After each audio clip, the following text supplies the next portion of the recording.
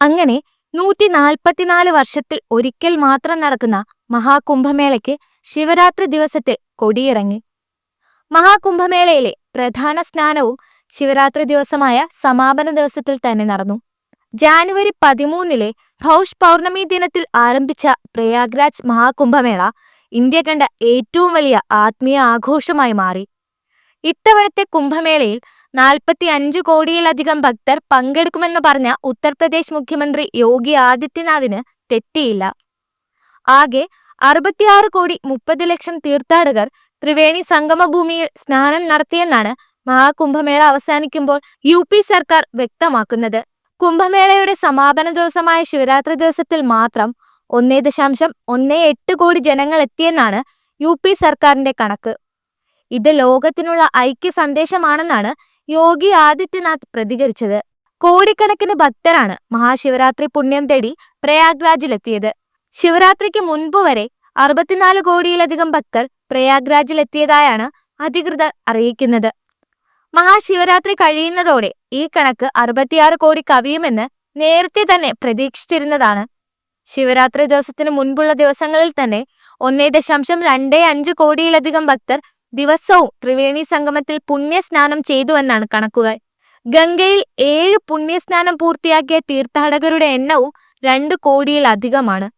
വിദേശികളടക്കം പ്രധാന സ്നാന ദിവസങ്ങളിൽ മാത്രം 17 കോടി ഭക്തർ സംഗമത്തിൽ പുണ്യസ്നാനം നടത്തിയിട്ടുണ്ട്. ഗംഗ, യമുന, സരസ്വതി എന്നീ നദികളുടെ സംഗമഭൂമിയായ ത്രിവേണിയിലേക്ക് ശാന്തിക്കും മോക്ഷത്തിനും വേണ്ടി വിദേശ നാടുകളിൽ നിന്ന് പോലും ഭക്തർ ഒഴുകിയെത്തി. ഭക്തർക്ക് സുഗമവും സുരക്ഷിതവുമായ അന്തരീക്ഷം സൃഷ്ടിക്കാനായി ഭക്ഷണം ഉൾപ്പെടെയുള്ള ആരോഗ്യ സുരക്ഷാ ക്രമീകരണങ്ങൾ ഒരുക്കുന്നത് UP സർക്കാർ പ്രത്യേകം ശ്രദ്ധിച്ചു.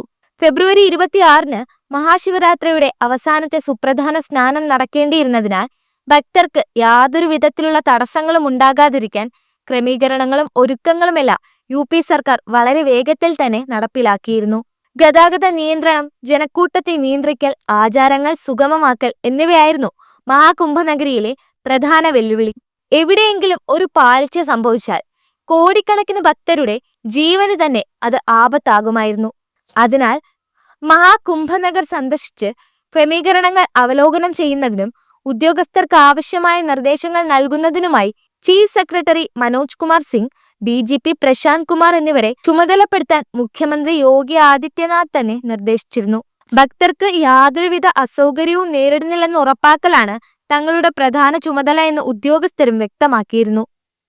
ബ്രഹ്മമുഹൂർത്തത്തിൽ സ്നാനം ചെയ്താൽ മോക്ഷം ലഭിക്കുമെന്നുള്ള വിശ്വാസത്തിൽ ഇന്ത്യക്ക് പുറത്തുനിന്നുൾപ്പെടെ നിരവധി പേർ ചടങ്ങിൽ പങ്കെടുക്കാനായി ഒഴുകിയെത്തി.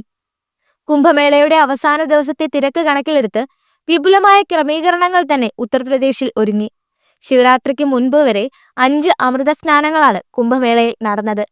ജാനുവരി 13, 14, 29, ഫെബ്രുവരി 3, 12 തീയതികളിലാണ് അമൃതസ്നാനം നടന്നത്. മഹാശിവരാത്രി ദിനമായ കുംഭമേളയുടെ സമാപന ദിവസത്തിൽ നഗരത്തിലെ എല്ലാ ശിവക്ഷേത്രങ്ങളിലും ഭക്തർക്ക് സന്ദർശനം അനുവദിച്ചു. തീർത്ഥാടനം പൂർത്തിയാക്കി മടങ്ങുന്നവർക്ക് വേണ്ടി പ്രയാഗ്രാജിൽ നിന്ന് 350-ലധികം അധിക ട്രെയിൻ സർവീസുകൾ ഇന്ത്യൻ റെയിൽവേ പ്രഖ്യാപിച്ചിട്ടുണ്ട്. 2027 മഹാരാഷ്ട്രയിലെ നാസിക്കിലാണ് അടുത്ത കുംഭമേള. എന്നാൽ മഹാകുംഭമേളയ്ക്കെതിരെയുള്ള വിമർശനങ്ങളും പ്രചാരണങ്ങളും സോഷ്യൽ മീഡിയയിൽ കനക്കുകയാണ്.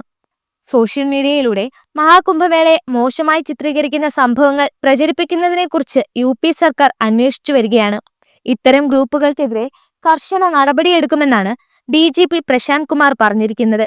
തെറ്റായ വിവരങ്ങൾ പ്രചരിപ്പിക്കുന്നവർക്കെതിരെ ഇതിനകം തന്നെ 50-ലധികം FIRകൾ രജിസ്റ്റർ ചെയ്തിട്ടുണ്ടെന്ന് അദ്ദേഹം വെളിപ്പെടുത്തുന്നുണ്ട്.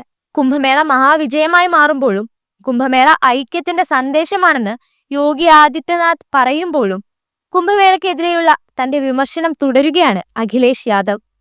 തിക്കിലും തിരക്കിലും പെട്ട് തീർത്ഥാടകർ മരിച്ചതിനെപ്പറ്റി മുഖ്യമന്ത്രി പറയാത്തത് എന്താണെന്നും യഥാർത്ഥ മരണനിരക്ക് എവിടെയാണെന്നുമാണ് SP അധ്യക്ഷന്റെ പ്രതികരണം.